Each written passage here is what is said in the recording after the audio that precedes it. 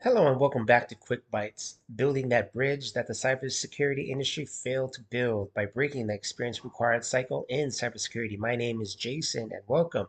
We have our first ending of the week video post, closing off this week's featured ticket, Malware Alert Endpoint Detection.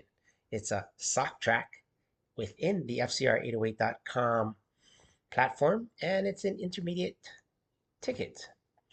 Let's talk about the alert that shows up and tells you very little while telling you everything you need to know.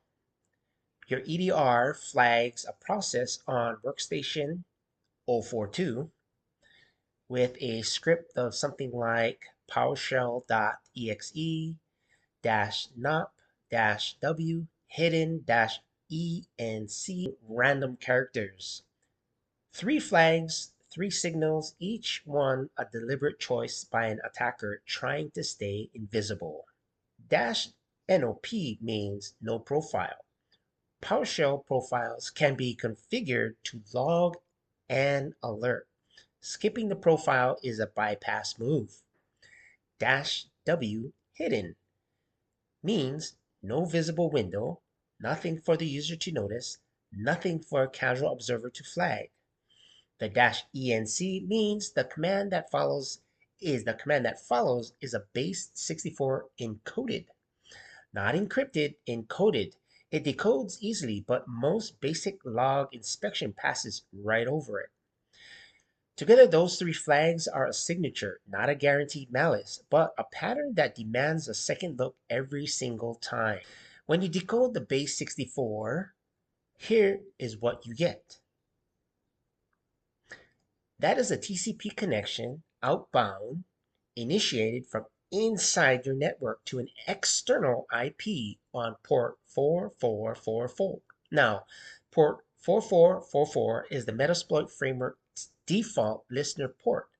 It doesn't mean it's always Metasploit, but it means you take this seriously until you can prove otherwise. The workstation is calling out to an attacker, not the other way around.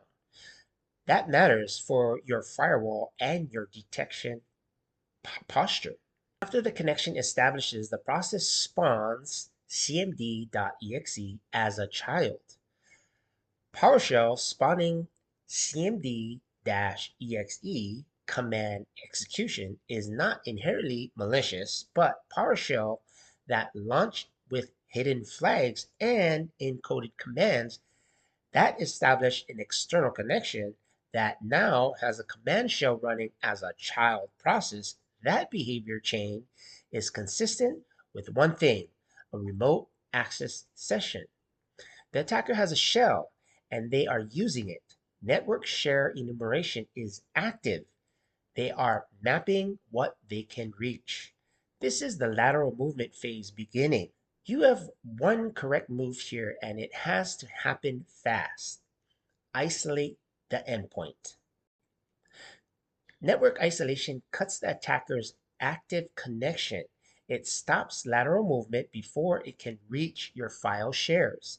It preserves the forensic state of the workstation, memory, running processes, connection logs for your incident response team to work. You do not reboot the machine. You do not terminate the process first. You do not wait for a second opinion before you act. You isolate. Then you document. Then you escalate with findings in hand. Every ticket closes with documentation. This one is no different.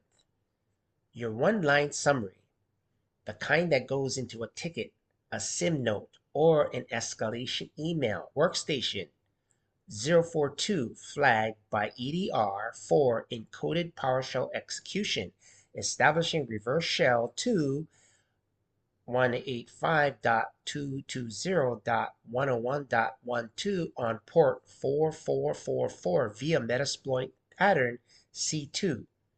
Endpoint isolated to prevent lateral movement and preserve forensic state. Host, indicator, action, that is the format. That is the discipline. You can study this scenario. You can read out reverse shells. You can watch someone decode base64 on a YouTube walkthrough. Or you can work the ticket. The difference is not the information.